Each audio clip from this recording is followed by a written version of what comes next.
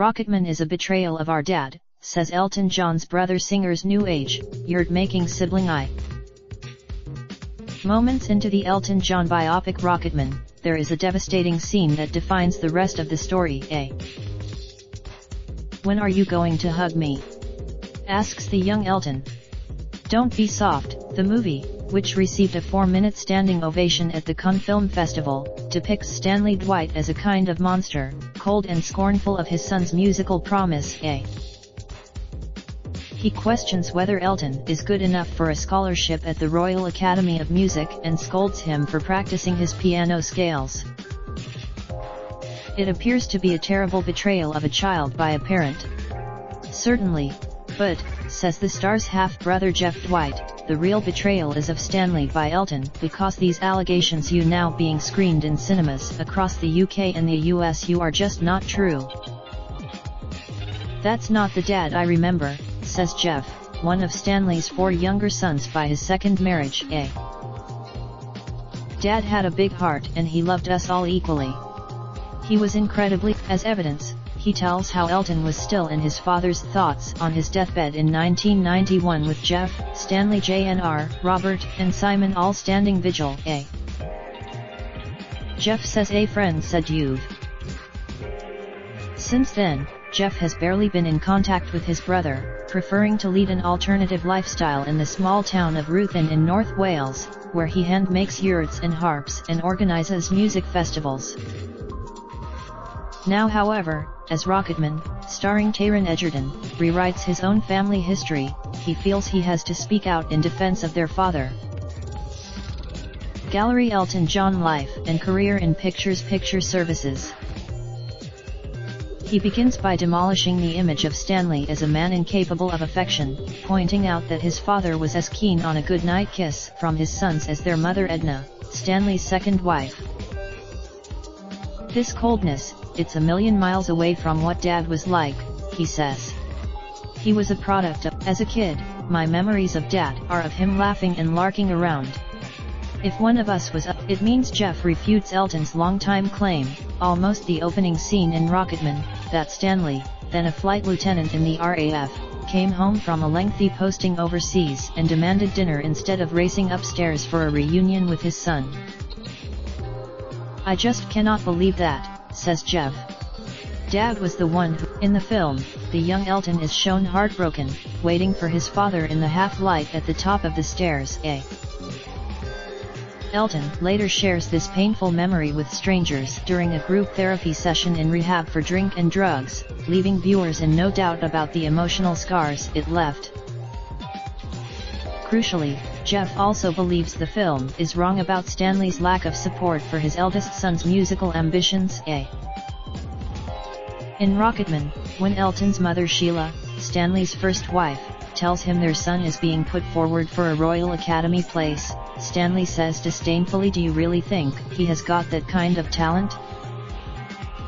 According to Jeff, Stanley, who adored music, shared his passion with all his sons. It's rubbish to say Dad bought a piano for Elton and had it sent round to where he was living with his mother. This claim is backed. Dad encouraged all of us to be musical. He was in a swing band. I was hopeless on the piano, so Dad left a guitar and a trumpet out for me with a few teach-yourself books. That doesn't sound. There is a pivotal scene in Rocketman where the teenage Elton is shown trying to connect with his father through music, rifling through his record collection and holding up an album for them to enjoy together. But Stanley scolds him and instructs him never to touch the records without permission.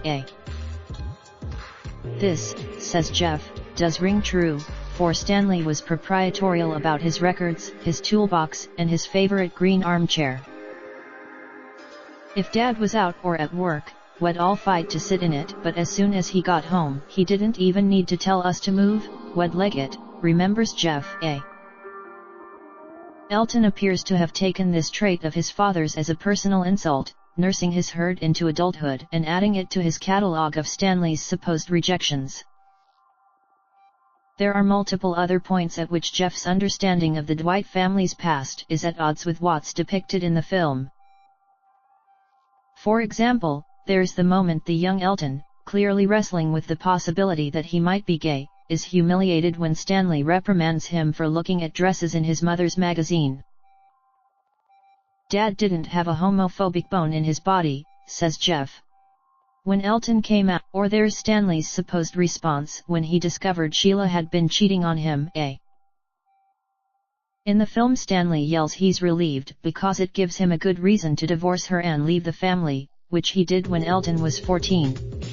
Again, Dad was devastated when he found out she had been seeing another man. He went round to when he knocked on the door, Fred scarpered out the back and he was invited in by the wife.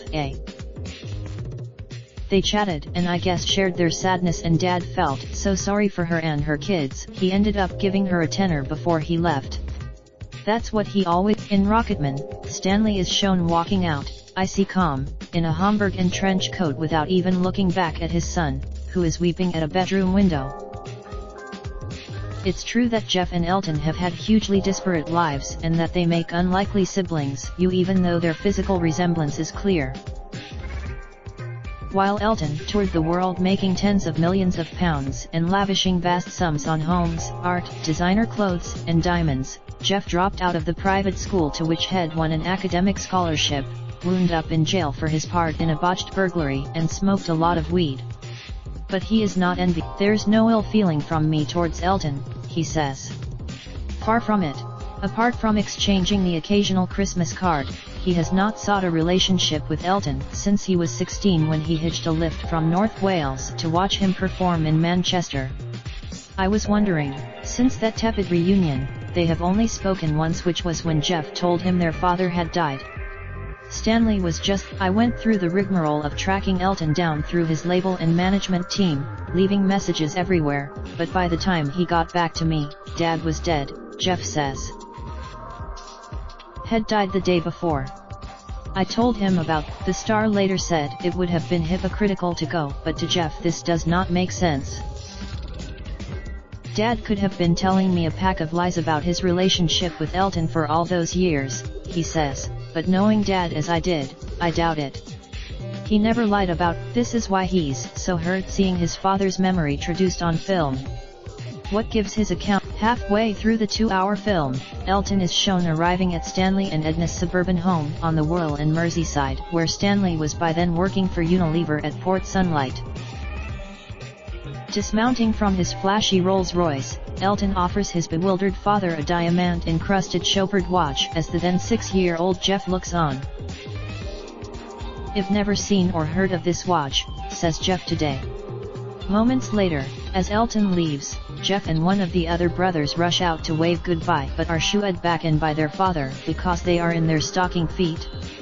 The gulf between the but that is pure fiction too, says Jeff. I remember it. He rocked up in a chauffeur-driven, cream-colored Rolls-Royce. We were very excited. Elton has spoken in the past about what he feels he went through at the hands of his father. Addressing the Oxford Union 4 years ago, he said he never told me he loved me, he didn't hold me, and he didn't come to see me perform. He was taught that love had limits. You don't show it and if your son isn't quite like you, and he's pretty